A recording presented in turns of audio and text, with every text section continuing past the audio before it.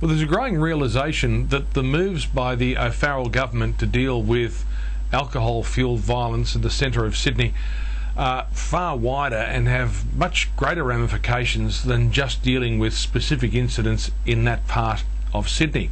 They're going to affect the whole of the city, indeed the whole of the state. They are a massive review of sentencing in New South Wales, not just involving incidents on a Friday or a Saturday night in the centre of Sydney and around King's Cross, but everywhere in New South Wales where there is alcohol-fuelled violence. And that just doesn't mean on the streets or outside pubs, it also means in the homes. There is an epidemic, as we know, of domestic violence where people are involved in assaults. Often those assaults are alcohol-fuelled, and this is where there are anomalies in the law. We're talking about assaults which cause damage to another person. Those assaults would attract, if the person who is the perpetrator found guilty, if that person's under the influence of alcohol or drugs, it would attract a minimum mandatory 2-year jail term. Now, provocation, maybe someone gets involved in a fight. We're talking the possibility in Western New South Wales. A couple of people late at night may have had too many drinks, they may get into a fight, one person may assault another person as a result of that fight.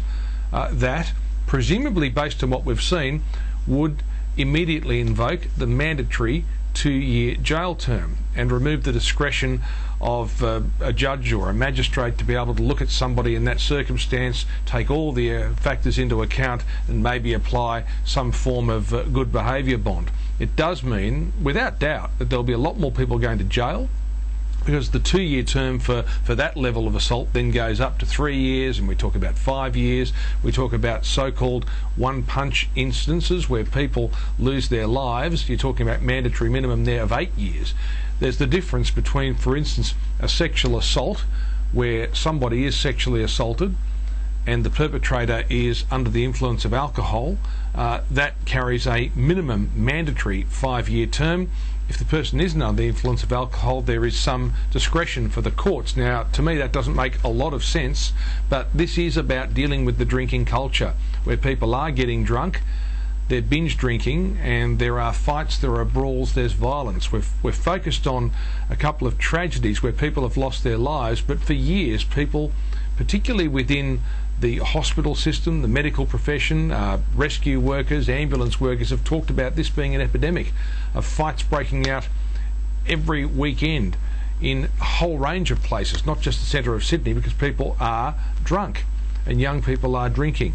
So these are very, very tough measures, and I think there are some real difficulties with mandatory sentencing, removing that discretion, and there will be anomalies and there'll be people going to jail. And I think when those cases come up, a lot of people are going to be saying, well, that's a case where perhaps the person should not be going to jail, but they will be going to jail. And the message is that if you do drink too much and lose control of yourself, you could end up in prison for a couple of years or more.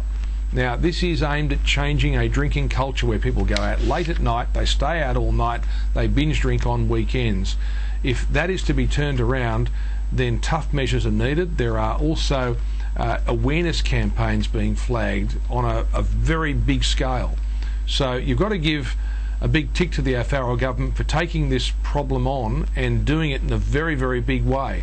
But I think this mandatory sentencing part of it, the key to this is going to be how these laws are written and how they're structured, and whether instances where, for instance, someone might even be acting in self-defence even though they may have had a couple of drinks, or somebody who goes to the aid of someone else in a situation late at night, and they may have had some drink and they may punch someone else and there could be damage caused to the other person. That's where discretion needs to come in. How the laws are structured to keep that discretion there will be a big test for the people drawing up those laws when they go to the Parliament next year.